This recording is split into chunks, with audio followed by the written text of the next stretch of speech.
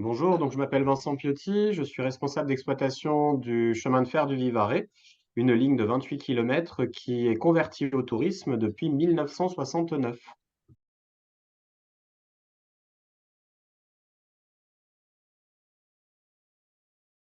Alors il y a plusieurs axes, il y a la partie économique et la partie technique. La partie économique, c'est qu'est-ce qu'il y a à transporter. Avec l'industrialisation, on va commencer à vouloir transporter beaucoup de matériaux pour construire, pour fabriquer des produits manufacturés.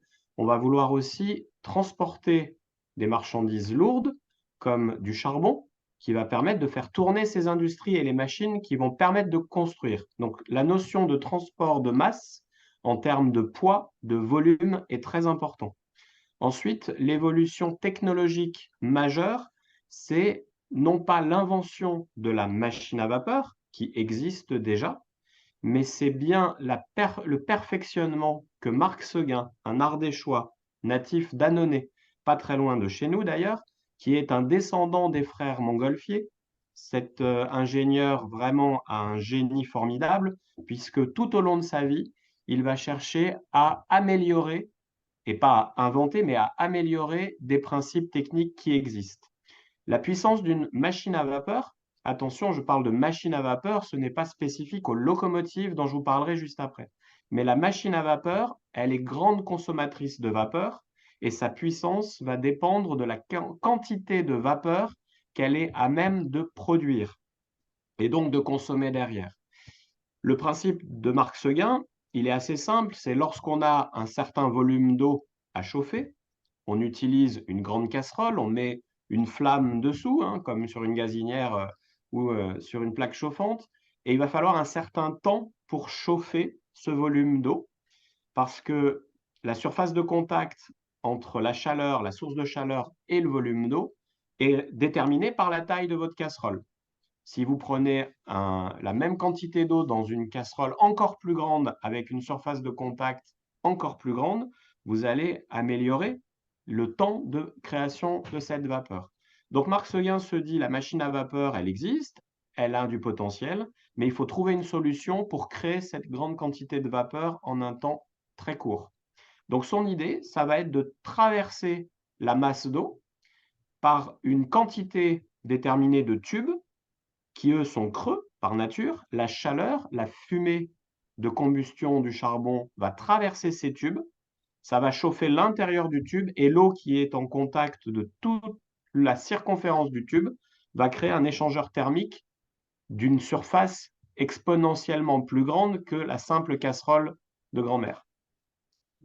Donc en perfectionnant ce système de chaudière dite tubulaire, à tube de fumée, la chaleur est à l'intérieur du tube entouré d'eau, Marc Seguin va vraiment déclencher le développement des locomotives, mais aussi des machineries à vapeur pour les bateaux dans la marine, pour d'autres usages, notamment comme l'usage agricole, les fameuses locomobiles qui vont non pas se déplacer grâce à la vapeur, mais faire tourner des courroies qui vont entraîner d'autres machines plus modernes.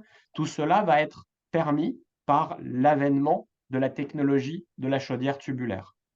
Jusqu'à la fin de la construction des dernières locomotives à vapeur au monde, c'est dans les années 2000 en Chine, on n'a jamais trouvé mieux que l'échange thermique inventé par Marc Seguin. Donc on comprend qu'au milieu du 19e siècle, l'apport technique de cet inventeur va être déterminant pour le développement de ce mode de transport qui va accompagner la société pendant des décennies ensuite.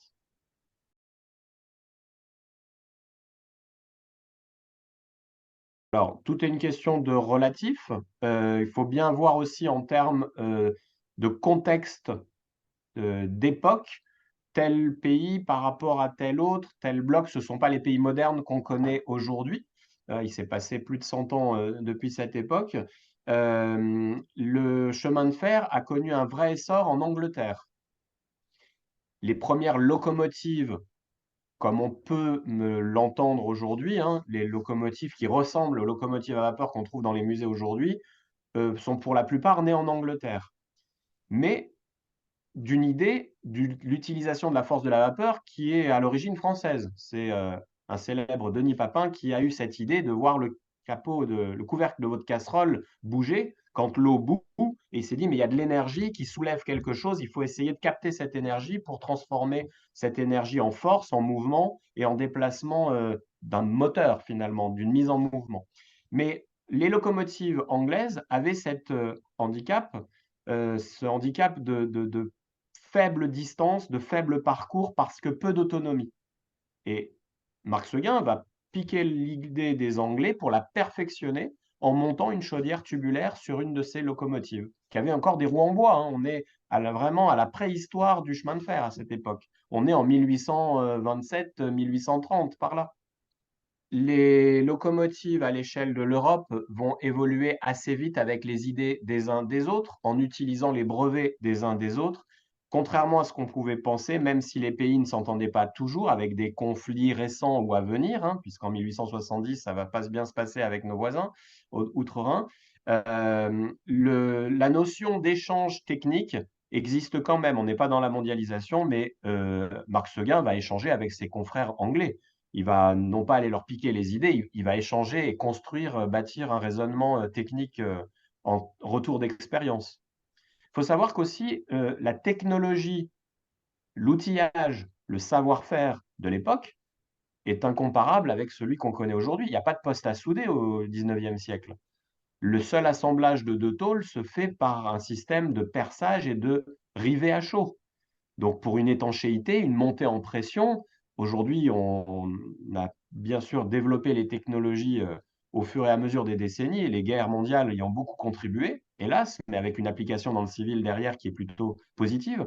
Mais en tout cas, à l'époque de Marc Seguin, il faut vraiment avoir en tête qu'on ne prend pas un poste à souder pour souder à l'arc et relier deux tôles entre elles comme si on les collait, hein.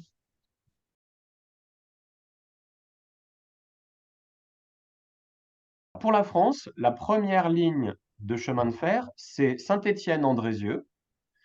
C'est près du bassin minier, donc des mines de charbon de la région stéphanoise. C'est Marc Seguin qui est un des actionnaires de cette société qui croit en l'avenir du chemin de fer.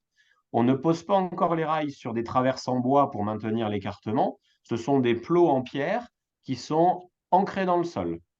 Donc ce sont vraiment des plots sur lesquels on va venir installer, fixer les rails qui n'ont pas encore la forme comme on les connaît la plupart du temps aujourd'hui.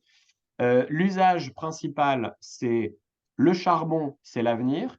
C'est une source d'énergie pour faire tourner ces machines à vapeur dans l'industrie, dans le transport, peu importe. Et à cette époque, la route, ce n'est pas des routes, ce sont des mauvais chemins parcourus à pied, à cheval, à dos d'âne ou avec des carrioles type diligence ou charrette, hein. Donc, pour transporter des gros volumes très lourds, ce n'est pas adapté. Donc, on utilise plutôt à cette époque en France et même ailleurs les voies navigables.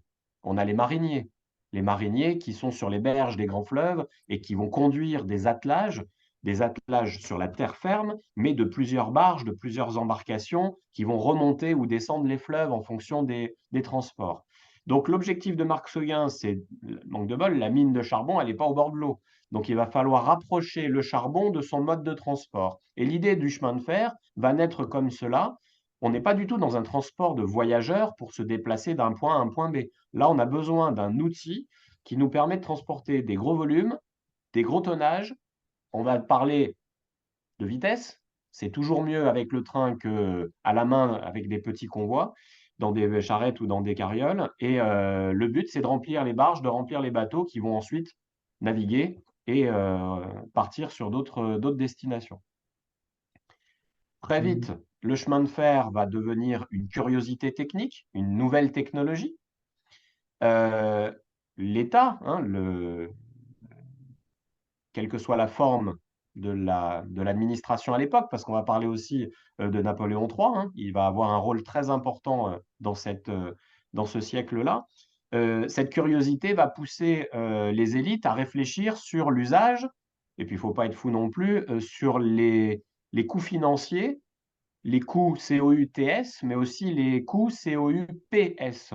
C'est-à-dire, s'il y a une bonne affaire à faire en développant telle technologie, on peut peut-être devenir actionnaire et récupérer un retour sur investissement en croyant à tel ou tel développement.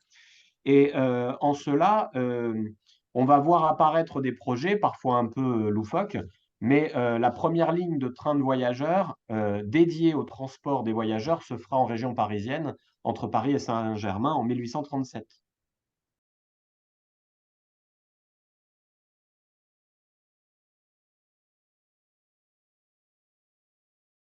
Il faut vraiment recontextualiser, je ne vais pas dire chaque année, mais chaque décennie, au fur et à mesure de l'évolution de la moitié du 19e siècle jusqu'au début du 20e siècle, et même on peut aller jusqu'à la Première Guerre mondiale.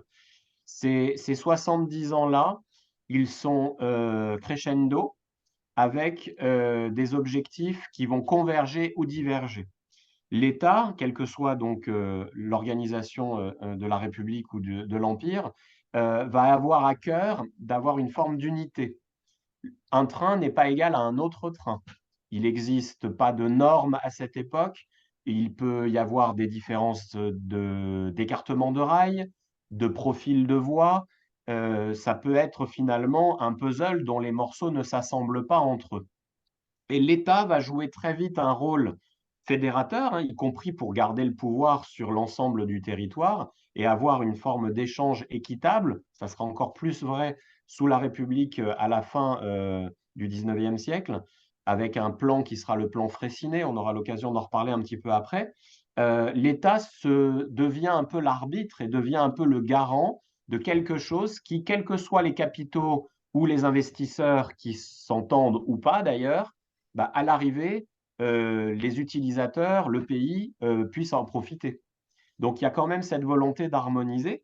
On est loin de la SNCF, hein, qui arrivera qu'en 1938, mais la Société nationale des chemins de fer français, elle est issue de la nationalisation de compagnies privées, donc des grandes compagnies hein, qui ont fait fortune dès le 19e siècle en s'installant, en déposant des demandes de concessions entre des grandes villes où il y avait notamment des centres économiques importants avec des potentiels de trafic et donc de transport très importants.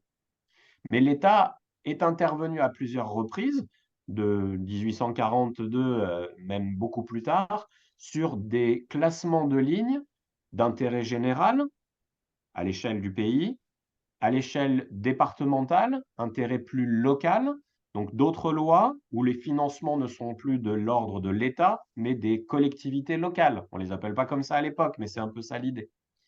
Et donc, on va vraiment avoir un maillage du territoire qui va petit à petit se constituer, mais avant d'être à l'équilibre parfait, en tout cas la recherche d'équilibre parfait, on sent bien que les investissements vont là où c'est le plus intéressant en premier.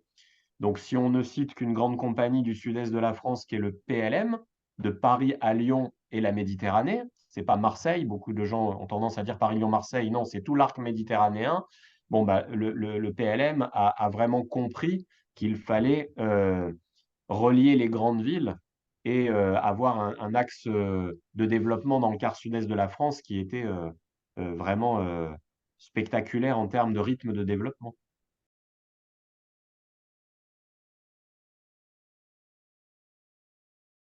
Avant de se lancer, les concessionnaires, les candidats étudient le marché potentiel, voyageurs, marchandises, aller-retour. Est-ce que les trains vont être pleins dans un sens et vides au retour? C'est pas la même chose que si vous faites des échanges commerciaux dans les deux sens.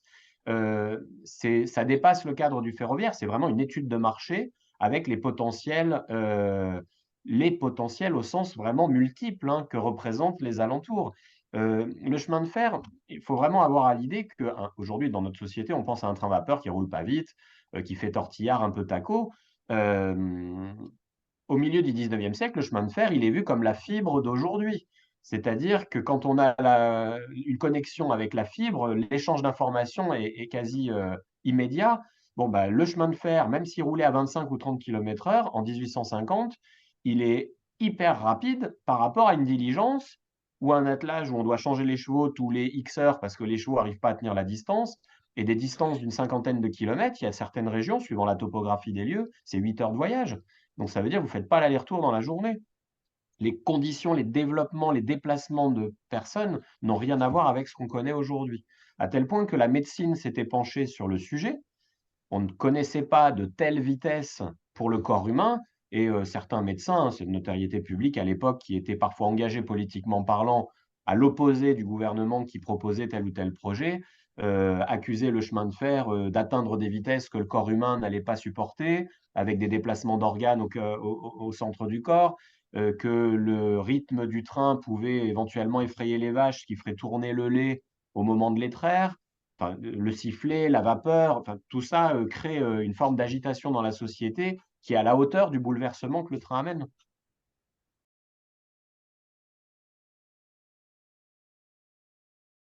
Immédiat, c'est parce que les premières locomotives qui évoluent avec la technologie de leur année de construction vont très vite être poussées, être adaptées, améliorées pour gagner en puissance, gagner en autonomie. Gagner en autonomie, ça veut dire emmener plus d'eau et de charbon à bord pour éviter de s'arrêter, faire des pleins tous les sauts de puce.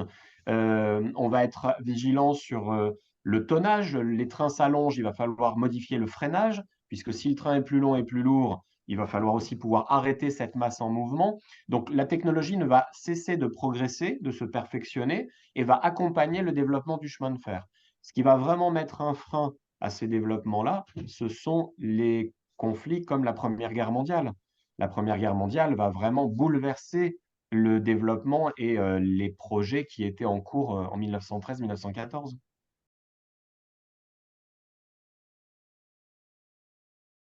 Et les compagnies l'ont très vite compris, ne s'adresser qu'à l'élite. Il n'y a pas assez de clients potentiels, même s'ils payent cher leur place pour être intéressants. Le chemin de fer est vraiment taillé comme un transport de volume, de masse, en poids pour les tonnages de marchandises, mais aussi en nombre de voyageurs transportés. Donc, ce qu'il faut vraiment avoir en tête, c'est que les compagnies se sont adaptées au marché, au pluriel, qu'elles pouvaient toucher. Et se priver de la classe populaire, c'est se priver d'une classe nombreuse qui n'a pas un pouvoir d'achat extraordinaire, mais qui peut quand même, compte tenu du volume, être intéressante à cibler. Donc les compagnies vont mettre en place un système de tarifs, de classes, adaptés à leur cible. Et donc, on va voir apparaître les trois classes très vite, hein, la première, la deuxième et la troisième. La troisième classe restera en action jusque dans les années 1955-1956 de mémoire. Évidemment que le prix du billet est très différent entre la première, la deuxième et la troisième classe.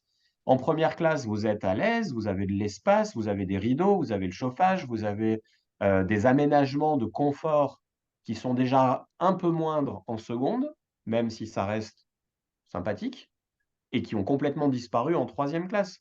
À tel point que quand vous regardez les plans, les diagrammes des véhicules d'époque, au mètre carré, en troisième classe, vous êtes tassé, alors qu'en première, vous êtes dans un salon.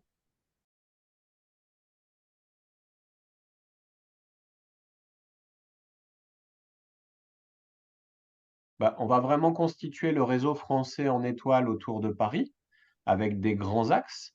Et vous l'avez vu et vous le connaissez sans doute dans la capitale, chaque quartier de France a sa grande gare, avec une gare monumentale que les compagnies vont avoir à cœur à embellir pour le prestige, mais aussi pour l'image. On n'est pas sur les réseaux sociaux et les codes d'Internet aujourd'hui, mais toute l'image, la communication qui va en découler, bah, c'est pas d'aujourd'hui, hein, ça existe déjà au 19e siècle. Donc, il n'y a rien qu'à voir la monumentale gare de Lyon à Paris, à comparer avec la gare d'Orsay, qui est devenue un musée, mais qui est à l'origine une gare pour la ligne du Paris-Orléans, côté ouest. Euh, Feu la gare Montparnasse d'époque, mais qui, avant d'être reconstruite pour le TGV Atlantique, était une gare aussi monumentale. La gare de l'Est, la gare du Nord, voilà, vous avez déjà un aperçu. Austerlitz, d'une certaine manière, Saint-Lazare. On peut faire un peu le tour sur toutes les gares du Monopoly. C'est pas un hasard d'ailleurs si le Monopoly a repris des monuments et des points singuliers de la capitale. Et puis ces arrivées de train au cœur de la ville vont vraiment connecter le chemin de fer à la capitale et à sa population. Donc on va commencer à voir aussi naître dès la fin du 19e siècle euh, des touristes qui voyagent par le train. Je vais vous prendre un exemple très précis. Dans l'étude de marché d'un réseau comme le PLM, le Paris-Lyon Méditerranée, on a une clientèle qui a des moyens, qui va déjà en cure, les cures thermales, les villes d'eau. C'est déjà une cible qui, financièrement parlant, est identifiée comme intéressante. Et on va voir le PLM développer des projets vers des lignes, vers des villes où le trafic principal sera celui du tourisme bourgeois, pour une certaine classe justement, mais où la compagnie va développer autour les services connexes. Il ne vendra pas que le billet de train, il vendra le billet associé à la nuit d'hôtel, au repas en demi-pension ou en pension complète, et le PLM a continué à vivre après la nationalisation sur toutes ces activités périphériques au chemin de fer. Et on comprend bien que le chemin de fer, c'est un levier, mais ce n'est pas une finalité. On va pouvoir développer plein d'autres choses autour.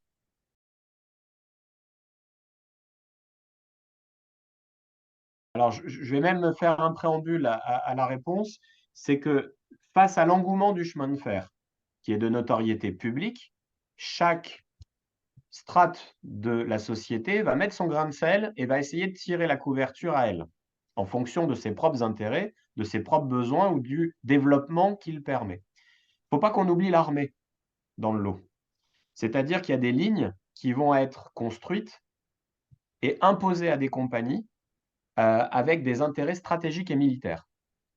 Donc, en termes de maillage du territoire, la stratégie de défense et le maillage militaire est vraiment primordial pour constituer déjà les bases de réseau. Il y a même des gares qui sont alors construites en matériaux provisoires, comme du bois ou parfois de la brique et du bois, pour qu'en cas de conflit et d'invasion, on puisse démolir ces équipements de manière très rapide pour éviter que l'ennemi puisse en profiter. Je pense à la gare de Provins en Seine-et-Marne, qui est vraiment dans la grande couronne de l'Île-de-France, a connu une gare en bois jusqu'à il n'y a pas si longtemps que ça remonte à une dizaine ou vingtaine d'années.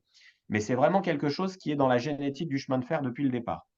Les grandes compagnies, elles vont arriver à se faire tirer les oreilles. Parce que autant Paris, Lyon, Marseille, Grenoble, Clermont-Ferrand et j'en passe dans des grandes villes, euh, on va utiliser les plaines, les fonds de vallée. Il n'y a pas vraiment de difficultés techniques. On n'est pas équipé de tunneliers, hein. On a un peu de pelle, pioche, dynamite, poudre noire, hein. C'est pour faire sauter le rocher pour arriver à faire les ouvrages d'art, qu'on va d'ailleurs très vite soigner parce qu'on se dit si la plateforme n'est pas solide, les rails partent avec le terrain qui bouge, il faut vraiment quelque chose de durable. On construit vraiment pour l'avenir. Euh, Ces compagnies-là, à un moment, l'État va leur dire, mais il y a d'autres villes, il va falloir y aller. Donc, une préfecture dans un département, il est impensable qu'une préfecture de quelque département que ce soit en France ne soit pas desservie par un chemin de fer.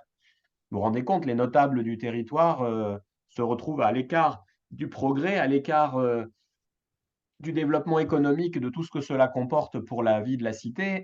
Il est important d'avoir cet équilibre-là. Donc là, on est dans l'intérêt général pur. On va vraiment arriver à modeler les grands axes. Puis dès qu'il faut rentrer dans des territoires avec du relief, ça coûte cher à construire les ouvrages d'art. Les viaducs, les tunnels, les ponts, les murs de soutènement par milliers de kilomètres linéaires, c'est pas la même chose que de construire un talus ou faire un remblai dans une plaine. Donc là, déjà, les compagnies sont moins à la manœuvre. L'État va commencer à devoir trouver des candidats et à les convaincre d'aller vers ce développement-là. Donc parfois, dans des marchés, on leur donne une ligne très intéressante, mais en contrepartie, on les oblige à faire celle qui a moins d'intérêt ou qui est plus difficile à construire. Mais malgré ces efforts-là, tout ça, ça coûte cher, hein. Donc construire un chemin de fer, ce n'est pas toujours les compagnies qui supportent à elles seules l'infrastructure et la construction de tout cela. Elles s'occupent du matériel roulant, ce qui est déjà pas mal. Mais au niveau des voies ferrées, l'État dit attention à mes finances, les dettes publiques, ce n'est pas d'aujourd'hui. Donc on va devoir trouver une manière de financer tout ça. Donc parfois, on va faire des choix techniques. On va réduire l'écartement des rails pour construire des voies moins chères, mais tout aussi intéressantes à exploiter. Il faudra quand même faire une rupture de charge quand il faudra transborder, changer de train dans une gare de correspondance, par exemple. Je prends l'exemple de la ligne de Chamonix. C'est le PLM qui l'a construit, mais pour monter de la vallée, c'est au niveau de Saint-Gervais, pour arriver à Saint-Gervais-les-Bains, pour arriver à monter jusqu'à Chamonix, construire une voie standard à l'époque, c'est quasiment utopique. Donc, on va réduire l'écartement à 1 mètre et puis on va utiliser un peu la technologie des métros avec un troisième rail électrique pour avoir un peu plus de puissance que la machine à vapeur. Et on va monter, le train va arriver à Chamonix avec une forme de pirouette technologique pour desservir cette ville de renom, déjà à l'époque, et importante de son territoire. Donc, ça, c'est une méthode. Mais malgré tous ces efforts-là, les finances n'étant pas extensibles, il faut trouver d'autres sources de financement. Et avec cette loi sur les voies ferrées d'intérêt local, on va autoriser des collectivités comme les départements à eux trouver des financements, à eux passer des concessions avec d'autres compagnies, peut-être plus petites, plus centrées sur un territoire ou une région, pour quand même désenclaver ces territoires, mais avec une organisation différente. Et on a beaucoup, beaucoup de lignes d'intérêt local qui seront rattachées dans la grande famille des tramways. Pourquoi des tramways? Pas des tramways électriques comme on voit dans les grands centres-villes d'aujourd'hui, mais des tramways parce que leur voie ferrée est mixte avec la chaussée de la route. Le train roule finalement sur une route qui est légèrement agrandie. Parfois, les rails sont noyés dans le sable, hein, dans la terre, on ne les voit pas. Et les usagers de la route et de la voie ferrée doivent cohabiter, non sans mal parfois. Il y a des milliers d'exemples d'accidents, d'incidents où l'âne prend peur au passage de la locomotive, où les phares, on ne comprend pas si c'est un wagon, un train ou si c'est une diligence qui arrive. Bon, voilà, ça a amené d'autres problématiques. Mais en tout cas, cela a permis à des territoires moins ciblés comme à potentiel pour les compagnies et quand même d'amener cette technologie et ce mode de transport dans les campagnes.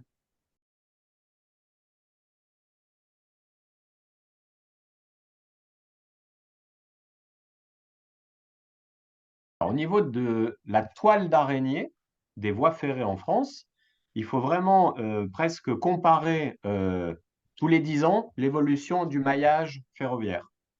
Quand on regarde 1837, c'est deux petits morceaux sur la carte de France entre Paris-Saint-Germain en haut et Andrézieux-Saint-Étienne pour aller sur Lyon ensuite derrière. Mais tout ça va devoir se densifier avec des rythmes différents. Et à la fin de l'Empire, le travail est loin d'être achevé. Il y a des déserts ferroviaires qui sont encore très, très marqués. Au niveau du maillage ferroviaire français à la fin de l'Empire, le travail reste vraiment inachevé. Il y a encore des régions qui sont des déserts ferroviaires. Et l'arrivée de la République aux affaires va vraiment avoir la volonté d'honorer le liberté, égalité, fraternité et vraiment de faire briller cette égalité des territoires, des populations desservies pour arriver à ne pas laisser sur le bord du chemin des populations entières alors que le reste du pays bénéficie d'échanges commerciaux, de développement économique, de l'arrivée du progrès. Pour vous donner une image, on dit à l'époque du plan Freycinet que les Français vivent à l'échelle de leur canton. Les déplacements sont tellement faibles qu'on vit à l'échelle de son canton, même pas de son département. Ça veut dire qu'on ne sort du canton que pour le service militaire. Les gens parlent encore patois, ils ne parlent pas le français moderne où tout le monde se comprend aujourd'hui, hein. On est vraiment dans un contexte global du pays qui est différent de celui qu'on connaît aujourd'hui. Et Charles de Freycinet, ministre des Travaux publics, pas des transports, mais des travaux publics, va avoir la volonté d'égalité des territoires et son ambition est vraiment assez élevée puisqu'il a pour mission, hein, pour objectif, que chaque chef-lieu de canton soit relié d'une nouvelle voie de communication. Ce n'est pas que le train d'ailleurs, hein. Il y a aussi les voies navigables, il y a des routes en fonction de la topographie ou de l'environnement géographique des lieux.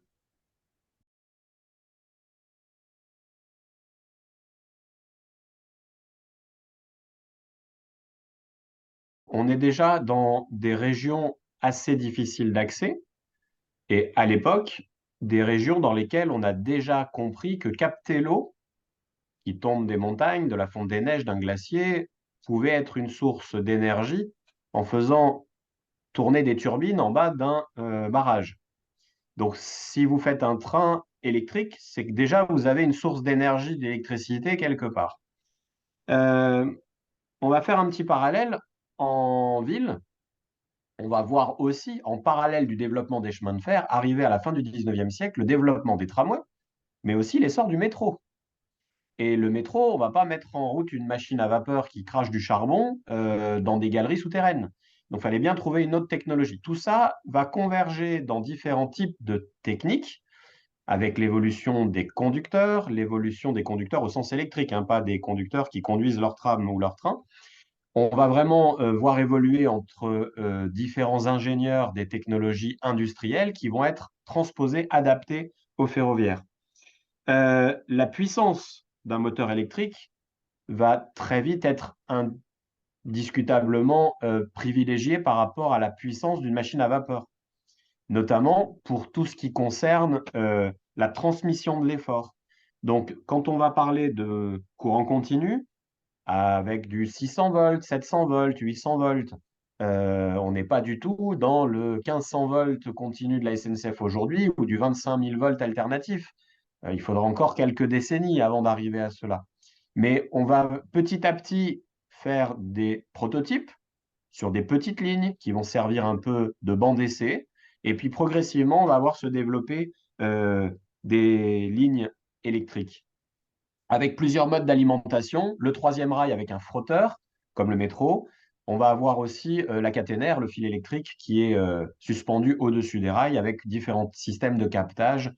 On ne va pas rentrer dans tous les détails techniques, mais l'idéal pour une compagnie, c'est d'avoir un seul conducteur, donc un seul salaire à payer dans la locomotive.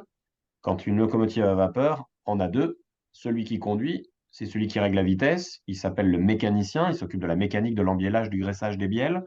Mais celui qui chauffe, c'est le chauffeur par définition. Et lui, il s'occupe du charbon, de la montée en pression de la chaudière, de remettre de l'eau pour refaire de la vapeur. Ce n'est pas le conducteur du train. Mais néanmoins, le mécanicien ne peut rien faire s'il n'a pas un chauffeur avec lui et vice-versa. Donc les compagnies vont être attentives à l'évolution technologique qui leur permet de faire des économies au quotidien en ne versant qu'un salaire au lieu de deux.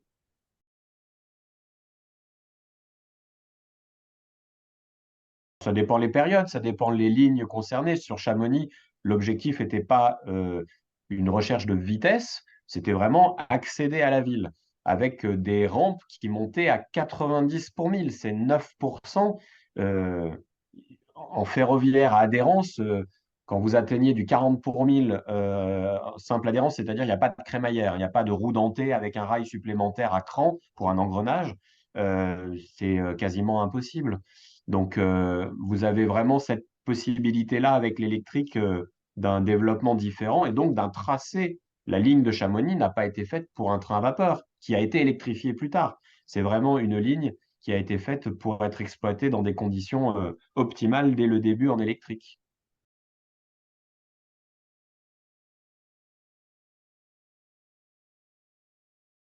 Alors, le chemin de fer va connaître un développement continu jusqu'en 1913, presque même 1914, mais avec une année réduite à cause du démarrage du conflit. Euh, Toutes les caractéristiques du chemin de fer vont continuer d'exister et d'être valables pendant le conflit et à l'issue de la Première Guerre mondiale. Donc, bien sûr que le chemin de fer, parfois, avec des restrictions, avec des mesures d'économie, va quand même avoir des trafics très, très importants pendant la guerre.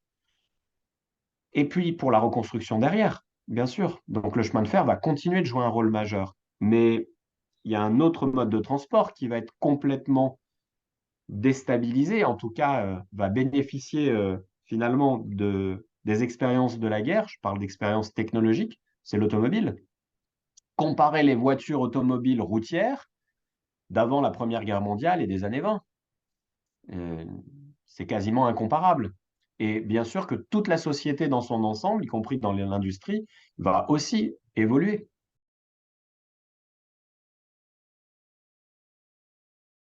Ce sont les destructions d'ouvrages d'art.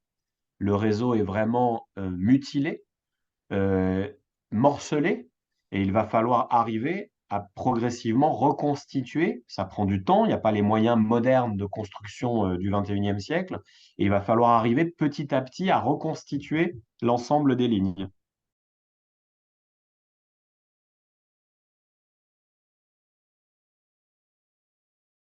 Je n'ai pas d'éléments chiffrés pour vous répondre sur ce sujet-là précisément. Il faut quand même pas oublier que chaque compagnie est détenue par des capitaux. Donc les capitaux ont des objectifs qui ne sont pas forcément convergents et ce n'est pas la solidarité au sens affectif du terme qui va forcément être naturelle. Il faut qu'il y ait un intérêt derrière. Une compagnie qui a un besoin peut solliciter sa consoeur pour lui louer du matériel parce qu'elle va en recevoir des royalties. C'est pas si naturel que ça. L'arrivée des difficultés euh, croissantes va pousser l'État à créer la SNCF.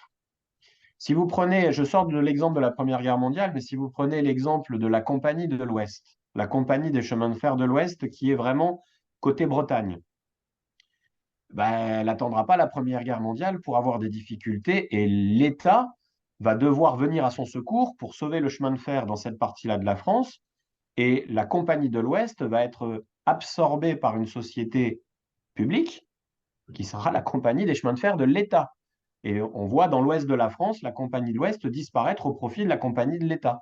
Mais finalement, c'est les mêmes gares, c'est les mêmes matériels, on repeint juste État à la place de Ouest sur les voitures.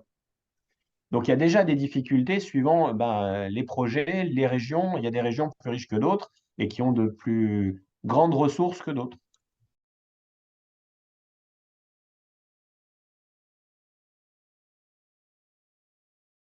Bah, pas très bien, ça dépend lesquels. Parce que il faut, si on part du début, je prends l'exemple du PLM parce que c'est la région où on est situé pour mon activité professionnelle aujourd'hui, mais le PLM n'a pas tout construit dans sa région. Il a déjà lancé des OPA sur des petites compagnies locales ou régionales, on va dire, comme je pense la compagnie du Dauphiné, qui était en Isère, dans le département de l'Isère aujourd'hui, qui s'est fait absorber par le PLM très vite. Plein de petites lignes au sens euh, longueur exploitée, ville desservie. Bah, quand le maillage, progressivement, la toile d'araignée s'étend, bah, il y a quelques grandes compagnies qui vont arriver à s'imposer et à absorber les plus petites. Donc le mouvement d'uniformisation du réseau français, il remonte très très loin dans le temps. Déjà en 1870, il y a des compagnies qui ont disparu. Si vous allez dans l'ouest de la France, la compagnie des Charentes, elle n'a pas dû exploiter 10 ans. Et elle a été absorbée par une plus grosse compagnie qu'elle. Et parfois, il y a plusieurs intermédiaires avant d'arriver à la compagnie finale. Pour revenir à la SNCF, c'est une décision de l'État, c'est une décision qui vient d'en haut, et puis bah, finalement, ceux qui sont en bas, ils n'ont pas le choix que de la suivre. Donc il y en a qui vont à reculons, et puis il y en a qui se disent, ben, vu qu'on n'a pas le choix, on est obligé d'y aller, mais par contre, on va préserver nos annexes, et c'est ce que je vous disais tout à l'heure sur la partie hébergement, les hôtels, la restauration, tout ce qui va permettre à la société mère, on va dire, d'origine, de continuer de vivre et de se développer, même si on l'a amputé d'une branche importante.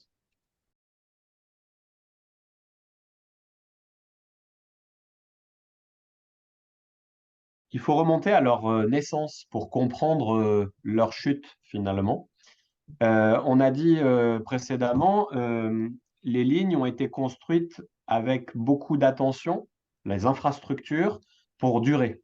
On est vraiment dans la constitution des axes principaux, de tout ce qui va vraiment avoir un intérêt stratégique, économique. On fait vraiment gaffe à construire pour vraiment durer très longtemps. On n'est pas dans l'économie et la rationalisation qui seront très vite des données à prendre en compte quand les financements seront moindres. Et donc les compagnies qui ont ouvert des lignes d'intérêt local ont souvent été confrontées à des infrastructures à minima, en réutilisant, en élargissant la voirie, comme on le disait précédemment. On va essayer de réduire euh, la qualité de l'approvisionnement des traverses. On va peut-être pas prendre du chêne qui est plus difficile à trouver, plus cher à faire venir dans une région qui n'en est pas équipée. On va mettre parfois des traverses en acacia. C'est du robinier dans notre région. La durée de vie d'un chêne posé sur le sol par rapport à l'acacia, c'est 40 ans pour l'un, c'est peut-être 15 ans pour l'autre. Le type de rail, on va utiliser des rails légers parce qu'ils sont moins chers que des rails plus lourds, plus durables et qui s'useront moins vite. Donc tous ces éléments-là euh, font que la durée de vie du système, il y avait l'euphorie de faire un train n'importe où pour n'importe qui. Quelques décennies plus tard, on commence à déchanter en se disant on n'a même pas encore fini de payer la construction de la ligne, qu'il faut déjà changer les rails, les traverses et éventuellement réinvestir. Le plan de financement et le plan d'investissement, il n'est pas du tout le même.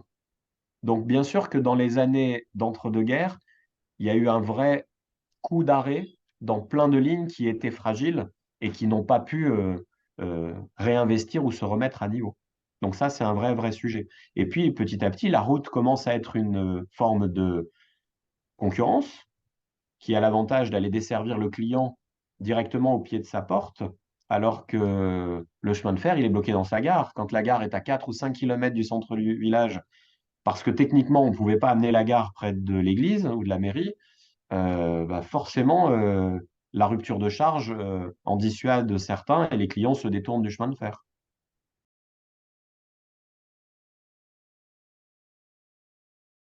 Il faut presque faire du cas par cas parce qu'il est difficile d'en tirer une généralité. L'environnement géographique, la topographie des lieux va avoir une incidence directe sur la survie ou pas. Vous avez des lignes qui desservaient des, des surfaces agricoles, des zones boisées, bah forcément, ces lignes vont avoir un intérêt stratégique pour évacuer du bois qui est utilisé dans l'industrie. Ça peut être des campagnes dans certaines régions, des lignes qui ramassent des betteraves. La campagne de ramassage des betteraves en Seine-et-Marne, par exemple, les betteraves sucrières, bah, vous vous rendez compte le nombre de charrettes qu'il faudrait pour emmener les betteraves à la sucrerie. Le chemin de fer, peut-être, va avoir une utilisation beaucoup plus réduite pendant 12 mois, 11 mois de l'année. Et le 12e mois, il va connaître une explosion de trafic parce que c'est la saison de la récolte. Donc, il faut vraiment être vigilant sur des généralités sur ce sujet-là.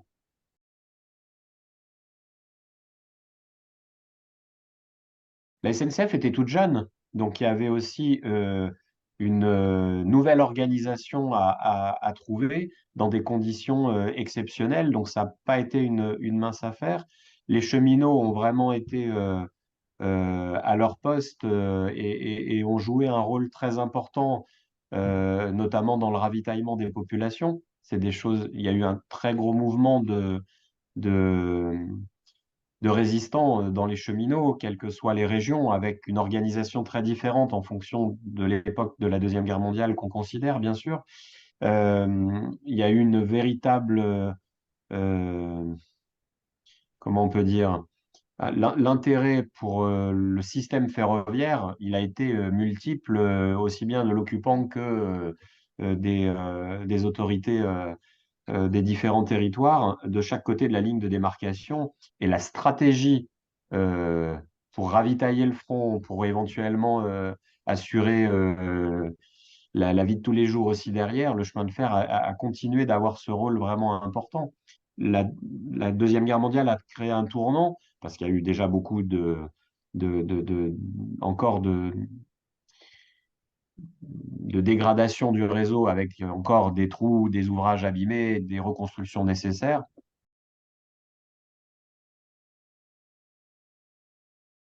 Ça va dépendre où, parce que avant la guerre, vous avez déjà des lignes électrifiées. La compagnie du Midi, qui va fusionner avec le PO, le Paris-Orléans, bien avant la création de la SNCF, est dans une région, les Pyrénées, et dans le centre de la France, où elle a déjà capté cette source d'énergie qu'est l'eau pour créer du courant. Et on a déjà des lignes qui, de longue date, hein, sont électriques, donc électrifiées. On va mettre en commun un peu ces expériences, le PLM dans la vallée de la Maurienne, la vallée de Chamonix dont on a parlé, mais à plus petite échelle. Il y a une ligne nord-sud qui est très ancienne en termes d'électrification parce que son profil est aussi assez difficile, hein. Il y a des pentes et des rampes importantes. C'est la ligne qui devait relier Paris à Béziers en passant par le cœur du pays, donc en descendant par Montluçon, Bord-les-Orgues, à Neussargues, attaquer la Compagnie du Midi, et Neussargues-Béziers, en passant par Millau, est électrifié depuis des décennies.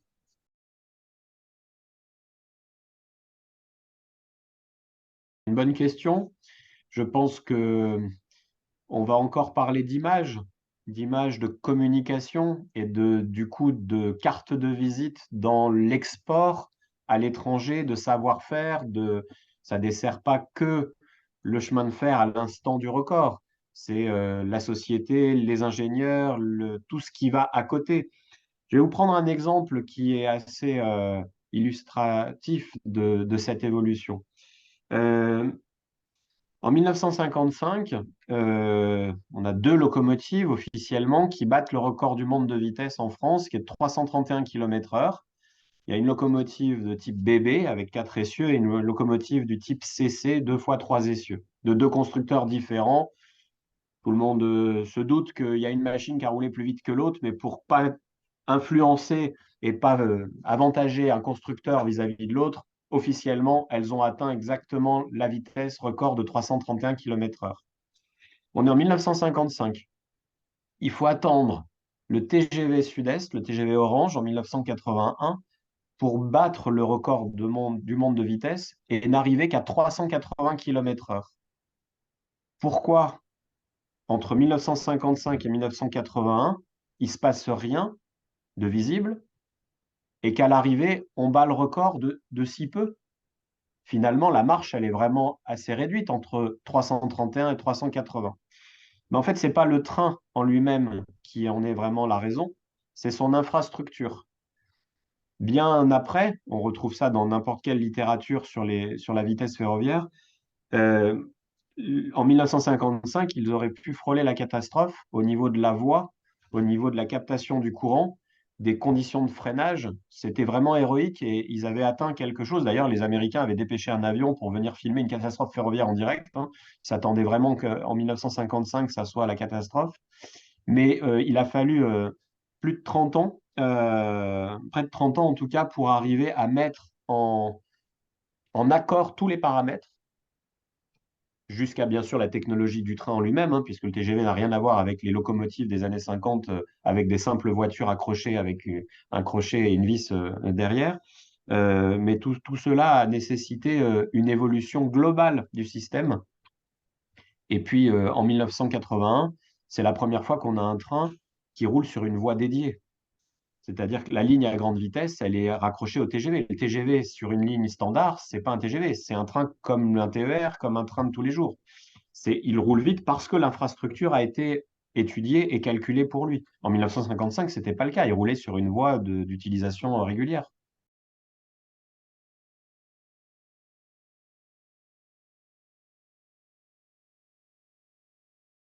Puisque ce sont de nouveaux axes qui vont bouleverser la manière d'exploiter le maillage initial, qui reste, avant la construction des LGV, les lignes à grande vitesse, un héritage du 19e siècle. Donc, la grosse force du TGV par rapport à d'autres systèmes étrangers, les trains magnétiques à suspension magnétique ou sur coussin d'air, il existe énormément de transports guidés de différentes manières. Mais le TGV reste un train qui est compatible de sa ligne à grande vitesse dédiée au réseau historique du 19e siècle. Ce qui fait que quand il quitte son infrastructure dédiée, il redevient un train banal, mais il accède au cœur des villes, ce qui n'est pas compatible avec l'aérotrain développé par l'ingénieur Bertin dans les années 1970, avant le choc pétrolier en tout cas, qui lui avait une infrastructure en béton spécifique et il ne pouvait pas en sortir.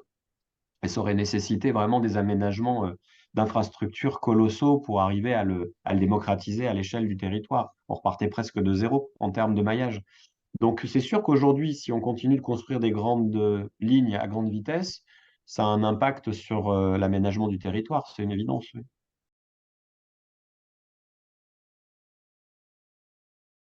Vous savez, c'est toute une question de terminologie, mais le train, il reste sur ses rails et il s'arrête là où on lui demande de s'arrêter. Donc, depuis l'origine du chemin de fer, vous avez ce qu'on appelle des express, des omnibus. Il existait des trains mixtes, les MV, les marchandises voyageurs. Ce sont toutes des appellations qui remontent à la génétique du chemin de fer et dont l'usage est souvent d'utiliser les mêmes rails. Simplement, on ne va pas leur demander la même vitesse, les mêmes rythmes, les mêmes dessertes. Le train MV, marchandises voyageurs, vous avez une locomotive qui transporte des wagons de marchandises attelés avec des voitures de voyageurs. Si dans chaque gare, le train s'arrête, on décroche des wagons, on les gare, on en raccroche d'autres, on repart, vous imaginez bien que le temps de trajet entre une ville A et une ville B, il est énorme par rapport au train express qui ne fera aucun arrêt du départ à la fin. L'omnibus, lui, il n'aura pas la notion de marchandise, mais il va s'arrêter à chaque arrêt, à chaque station.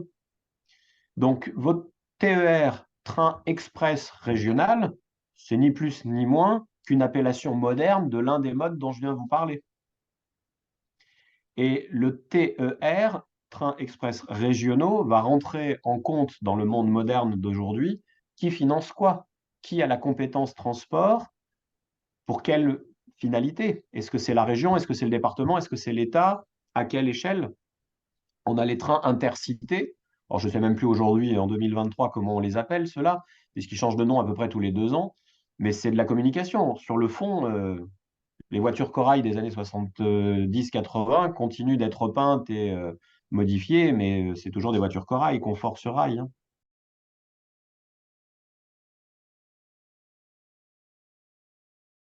Les impacts sont souvent dus aux recherches d'économie et de transversalité des modes de vie. C'est-à-dire que lorsque vous avez des régions qui fusionnent entre elles, c'est pas si vieux que ça à l'échelle de notre territoire, de notre pays, vous avez forcément des découpages administratifs qui évoluent, mais il faut voir si les bassins de vie, les habitudes des gens changent aussi ou pas. C'est pas forcément raccord, ce qui est administratif n'est pas forcément euh, la réalité du quotidien des gens.